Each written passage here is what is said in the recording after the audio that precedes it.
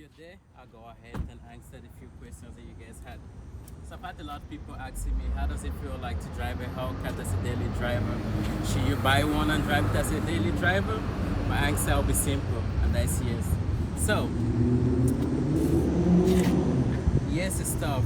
I do not understand why people buy expensive cars and then just park them. The car is going to depreciate regardless. Once you buy a car, over time, it depreciates by the years, especially when you leave the dealership with a car like this. So what's the point of not driving it? So I know maybe for most people that might not be their concern. What they might be worried about is, can the power handle like a daily driver like conditions? And yes, as long as you maintain how to control the car, if you feel like it's too much power for you, you can always downgrade it from 707 horsepower to 500 horsepower. Does that mean you always have to drive with the black key? No, you can always drive with the red key and just switch it back and forth depending on how much power you need. So, after having this car for a couple of years, some of the stuff I've done was, which I kind of like regret, makes the car look really nice, was I actually went ahead and I lowered it. So as you can see right now, my finger could barely go in there straight. The car is very low. Disadvantage of having your car very low when you drive it as a daily driver is sometimes you might drive in roads that are very low or very damaged. And what happens is the bottom part always like hits if you're not very careful. So I mean, having it lower makes it look really nice. And there's also a disadvantage to that. So another stuff is driving this as a daily driver. One stuff you have to do, if you're not really like careful, is you actually be replacing the rear tires as often as, I mean, you probably make a paycheck. So again, if you're driving as a daily driver, my suggestion to you would be take it easy, because this car has so much torque. And as you can notice, most of the braking is done in the back and the rear is allowed to spin as freely as it can. So remember, this car is a burnout machine. So if you decide to drive this car today, your insurance is going to be high. But with the Hellcat, your insurance is going to be high anyways. We're looking at more than $400, especially if you're under the age of 25.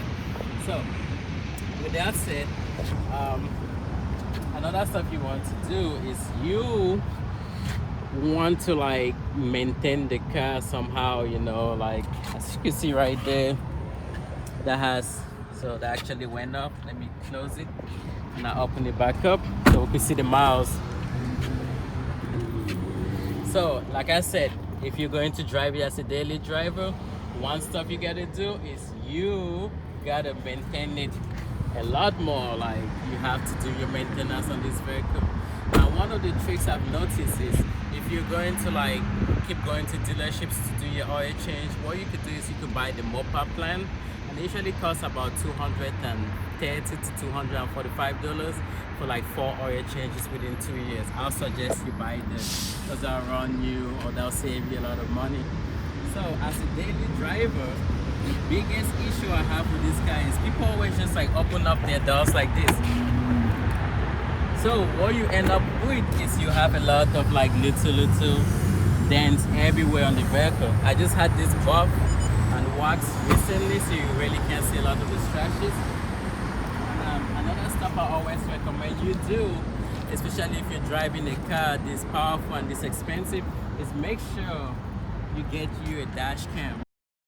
Actually have a dash cam and a radar detector. Those are expensive, but my recommendation is go ahead and get it. The radar detector will help you avoid tickets, especially when you're speeding, and the dash cam is just there in case you get into an accident or somebody hits your car, or you take your car even to the dealership and they drive it on a ramp that they're not supposed to drive it on. It's happened to me. So I mean, right there will save you like a lot. Like it might save you in the case of an accident, it might save you in case of damages to your vehicle. So the most important stuff is the fuel. We all worry about fuel. So with this car, how good is the fuel? It's actually not that bad. For a car that has 700 horsepower plus, we're looking at Well, city is about 13, on the highway it's about 22. So in the city, I've noticed that if I'm going all crazy, I usually get less than 13 miles to the gallon.